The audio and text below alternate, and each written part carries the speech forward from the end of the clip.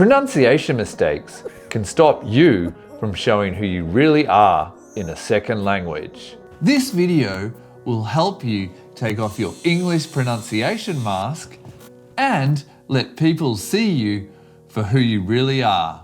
Let's get started.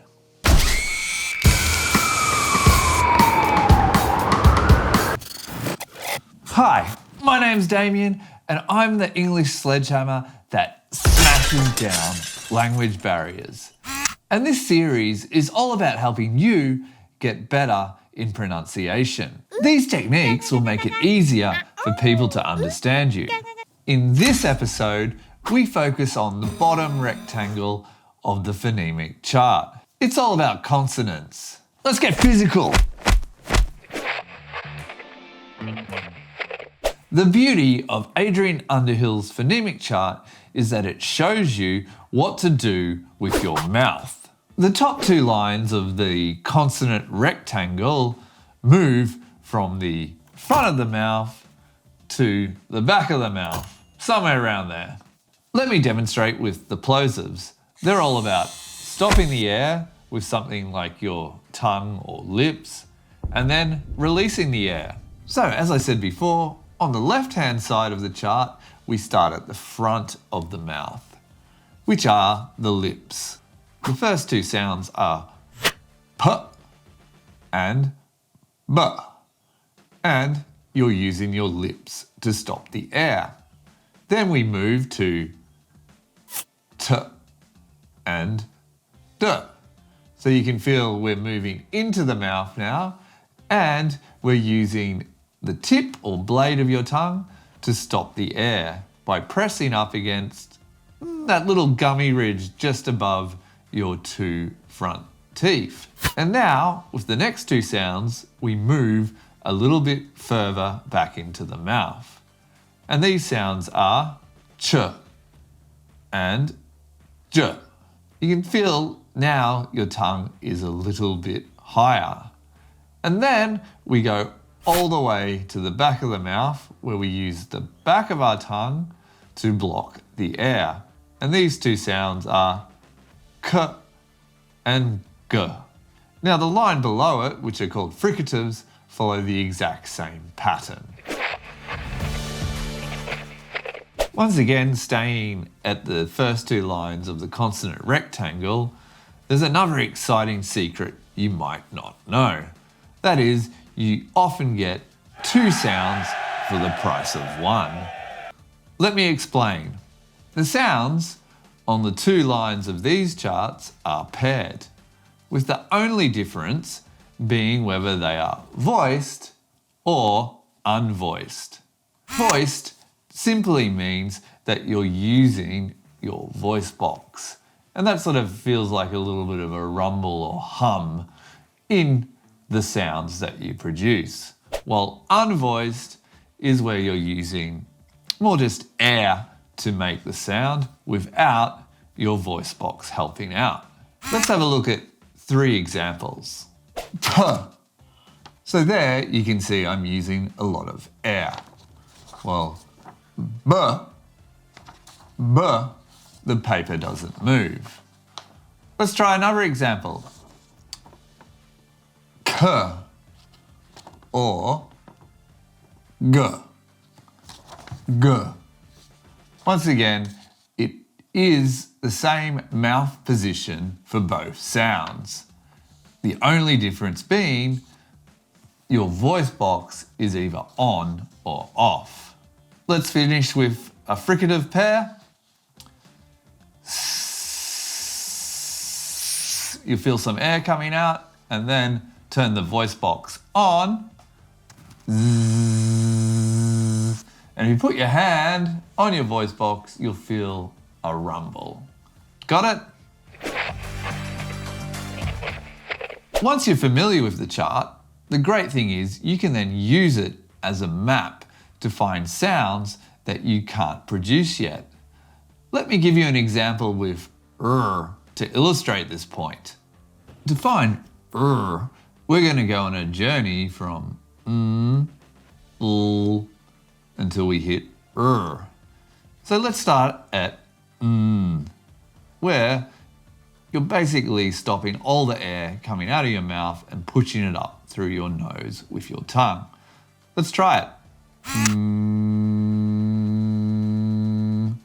And now, move to L. This is where you drop down the two sides of your tongue, but the tip or blade of your tongue is still touching that gummy ridge behind your two front teeth. L. And making sure it is now not touching the roof of your mouth. Okay, let's go on that journey.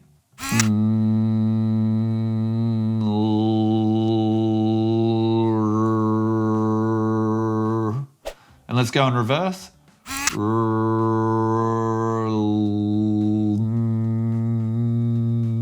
Pretty cool, right? That's what you can do with the phonemic chart to help you find sounds that before you thought were impossible to make.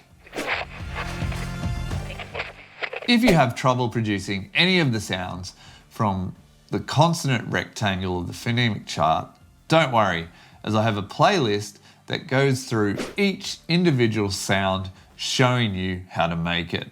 So check it out. Let's hit it. Okay, line 1 of this part of the phonemic chart are called plosives. They're sort of like small explosions in your mouth. As I said earlier, you're using things like your lip and tongue to block the air and then release to make the sound. Let's give them a go.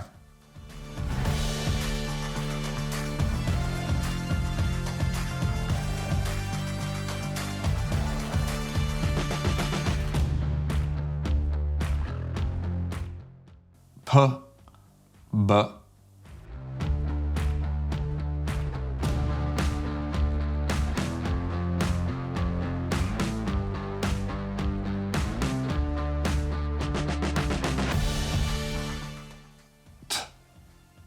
D,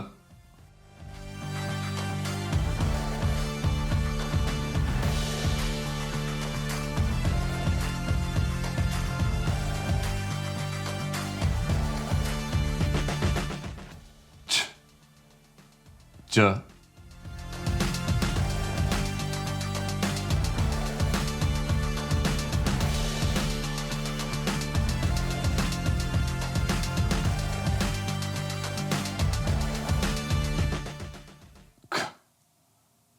G. Now do it with me. P, B, T, D, Ch, J, K, G. Okay, the second line of this part of the chart are called fricatives. And the difference with fricatives and plosives is that with fricatives, you're not stopping the air, you're more causing friction between two parts of your mouth. For example, your teeth on your lips for so that creates friction. And it's more of a longer sound rather than a stop release. Here we go.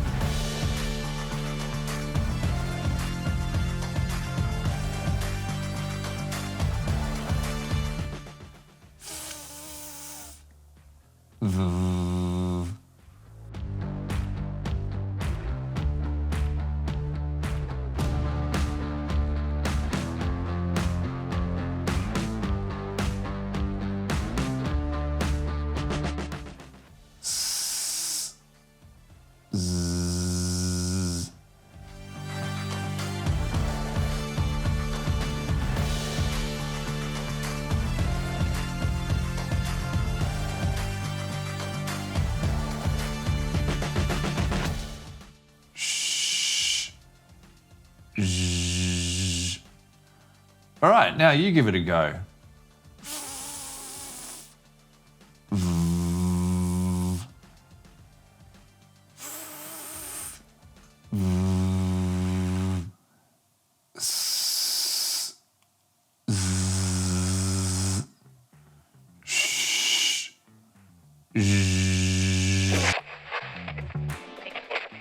Okay, the bottom part of the chart is broken up into nasal sounds, which are the first three sounds, followed by h, which is sort of by itself. Then we have l and r, which are liquids. And finally, you also have w and y. And as I said before, r. These are all sort of like semi-vowels. They're in between a vowel and a consonant, and they play a big role in linking speech, which I'll talk about more in a later video. Let's give these a go.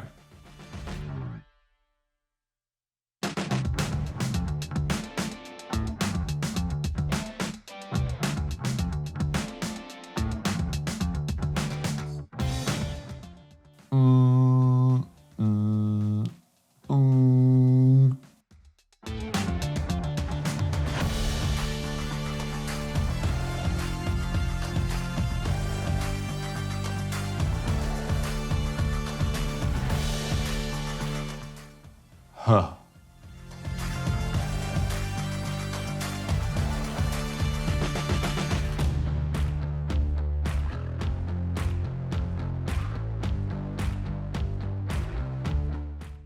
L, r.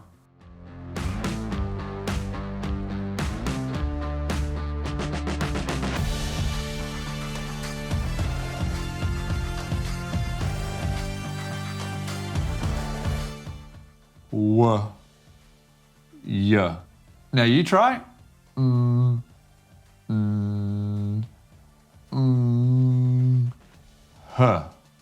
l, r, w, y. Hopefully this video has given you a better understanding of the pronunciation system of English and more confidence when making these consonant sounds. Remember, practice, practice, practice.